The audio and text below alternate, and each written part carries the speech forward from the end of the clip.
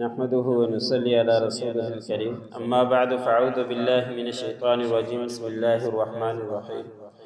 قال رب فأنذرني إلى يوم يبعثون قال فإنك من المنظرين إلى يوم الوقت المعلوم قال رب بما أغويتني لأزينن لهم في الأرض ولأغوينهم أجمعين إلا عبادك منهم المخلصين قال هذا صراط علي مستقيم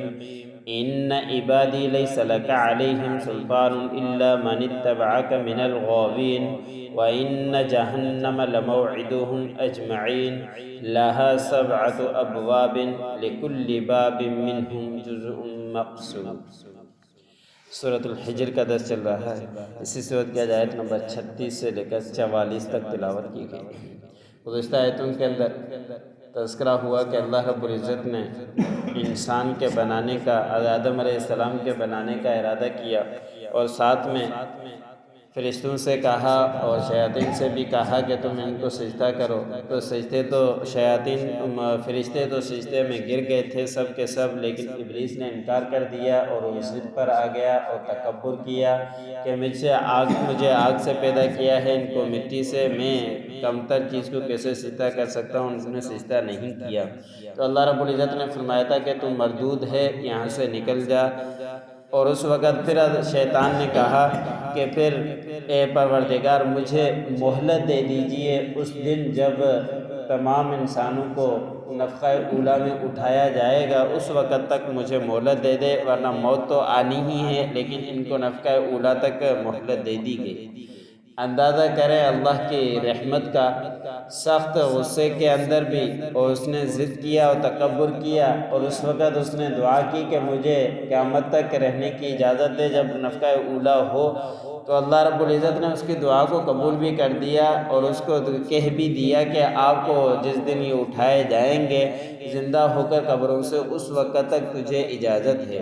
تو ہم اللہ رب العزت کے نیک بندے ہیں، تو ہمیں بھی اللہ رب العزت سے مانگنا چاہیے۔ اللہ رب العزت کبھی بھی خالی ہاتھ نہیں لوٹائیں گے، ہمیں بھی بار بار مانگتے رہنا چاہیے۔ اور یہ تو شیطان ہی کا کام تھا کہ جو ضد کیا کرتا ہے، ورنہ انسان کا کام یہ نہیں ہے کہ ضد کرے۔ جب شیطان کو اللہ رب العزت نے فرمایا سجدہ کرو، تو اس وقت اس نے کہا کہ میں بڑا ہوں اور میں کمتر کو کیسے سجدہ کروں، اس نے تکبر کیا، اڑ گیا۔ لیکن آدم علیہ السلام کو جب اللہ رب العزت نے فرمایا تھا کہ آپ نے یہ دانہ کیوں کھایا، آپ کو روکا گیا تھا، تو اس وقت حضرت آدم علیہ السلام کہہ سکتے تھے کہ مجھے اسی شیطان نے ورغلایا تھا، اس وجہ سے میں نے یہ کیا، لیکن حضرت آدم علیہ السلام نے کوئی اپنی طرف سے دلیلیں پیش نہیں کی۔ آدم علیہ السلام نے فرمایا کہ ربنا ظلمنا انفسنا وان لم تغفر لنا وترحمنا لنکونن من الخاسرین۔ یہی ہے ہمارے انسانوں کی پہچان، مسلمانوں کی پہچان،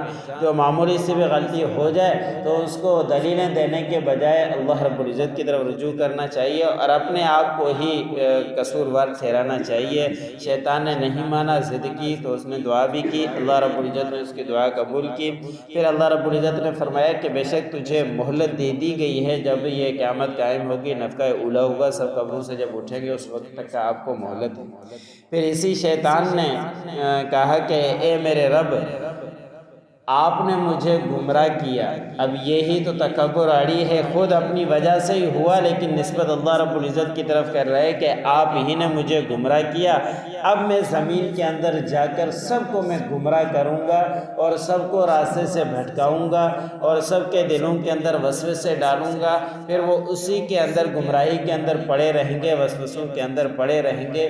ہاں، جو آپ کے خالص بندے ہیں، مخلص بندے ہیں، نیک بندے ہیں، ان کے اوپر تو میرا بس نہیں چلے گا، ورنہ میں دنیا کے اندر جا کر اکثروں کو گمراہ کیا کروں گا۔ آج یہی کیفیت ہے، ہمارا ارادہ صرف بھلائی کا ہم کرتے ہی ہیں تو شیطان پیچھے پڑ جاتا ہے، ابھی نہیں بعد میں کر لینا، ابھی کون سی ہے، ابھی بہت ساری زندگی ہے، بعد میں دیکھ لیں گے۔ نماز کا ارادہ ہو اس وقت بھی یہی کہتا ہے آج نہیں پڑھی تو کل پڑھ لینا، قربانی کے دنوں کے ہوں تو اس وقت بھی وسوسے ڈالنا شروع کر دیتا ہے، حج کا موقع آ جائے اس وقت بھی کہ شادیاں کرنی ہیں، گھر بنانا ہے، فلاں ہے، اور ہر کسی باتوں کے اندر یہی شیطان ہمیں گمراہ کرتا رہتا ہے، پھر وہ بھلائی کی طرف آ ہی نہیں سکتا اور پیچھے ہی پلٹتا رہتا ہے۔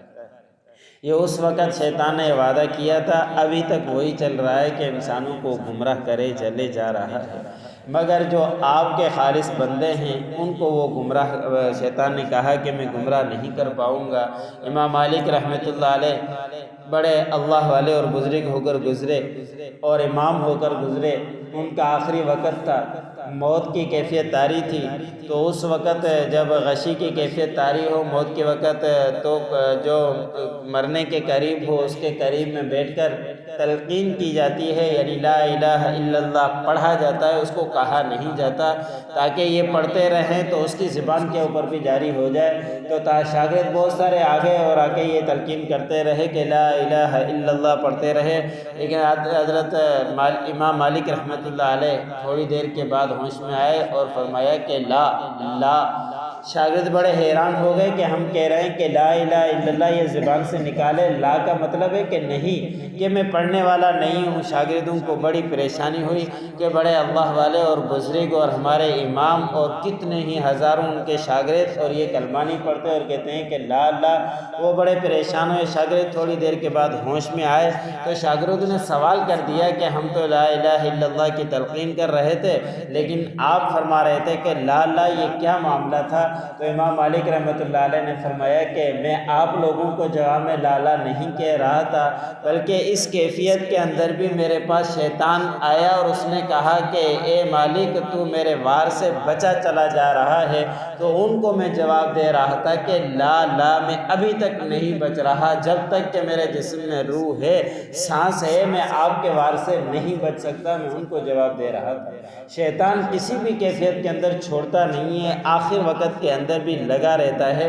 کہ کسی طرح یہ کفر کے اندر مر جائے اور یہ غلط کاموں کے اندر چلا جائے، تو اس شیطان کے بہکاوے میں آنے سے بچائے، اپنے آپ کو بچاتے رہیں، اپنے آپ کو بھلائی کی طرف لاتے رہیں، تو پھر ان کے لیے اللہ رب العزت کا وعدہ بھی ہے۔ تو اللہ رب العزت نے فرمایا کہ جو شیطان کے راستے کو چھوڑ دے گا، جو مخلص بن جائے گا، یہی ہے میرا سیدھا راستہ، بے شک میرے نیک بندے ان کے اوپر آپ کو کوئی بس نہیں چلے گا، اور جس نے بھی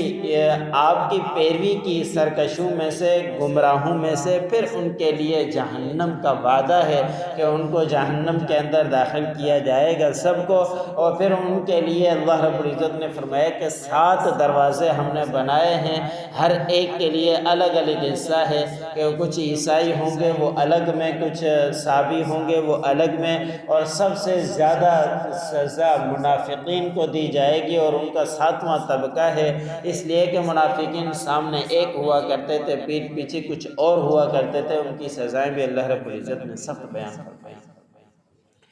قال رب فانظرنی الی یوم یبعثون، شیطان نے کہا کہ میرے پروردگار پس مجھے مہلت دے دیجئے جب تک کہ تمام لوگوں کو آپ اٹھائیں گے۔ قال فإنک من المنظرین، اللہ رب العزت نے فرمایا کہ بے شک آپ کو مہلت دے دی گئی ہے، الی یوم الوقت المعلوم، معلوم وقت کے دن تک، یعنی جب قیامت قبروں سے اٹھیں گے اس وقت تک تجھے مہلت ہے۔ قال رب بما اغویتنی لأزینن لہم فی الارض ولأغوینہم اجمعین، شیطان نے کہا کہ اے میرے پروردگار کہ جب آپ نے مجھے گمراہ کیا تو میں زمین پر ان کے لیے مزین کروں گا اور میں ان کو تمام کو گمراہ کروں گا، الا عبادک منہم المخلصین، مگر آپ کے نیک بندے ان میں سے جو مخلص بندے ہیں وہ تو میرے وار میں نہیں آئیں گے، باقیوں کو میں گمراہ کروں گا۔ قال ھذا صراط علی مستقیم، اللہ رب العزت نے فرمایا کہ یہی ہے میرا سیدھا راستہ۔ ان عبادی لیس لک علیہم سلطان، بے شک میرے نیک بندے آپ کا ان کے اوپر کوئی بس نہیں چلے گا، کوئی دلیل نہیں چلے گی۔ الا من اتبعک من الغاوین، مگر وہ جنہوں نے آپ کی پیروی کی گمراہوں میں سے۔ وَإِنَّ جَهَنَّمَ لَمَوْعِدُهُمْ أَجْمَعِينَ، بے شک جہنم ان کا وعدے کی جگہ ہے۔ لہا سبعۃ ابواب، ان کے لیے 7 دروازے ہیں۔ لِكُلِّ باب منہم جزء مقسوم، بے شک ان میں سے ہر دروازے کے لیے حصہ مقرر۔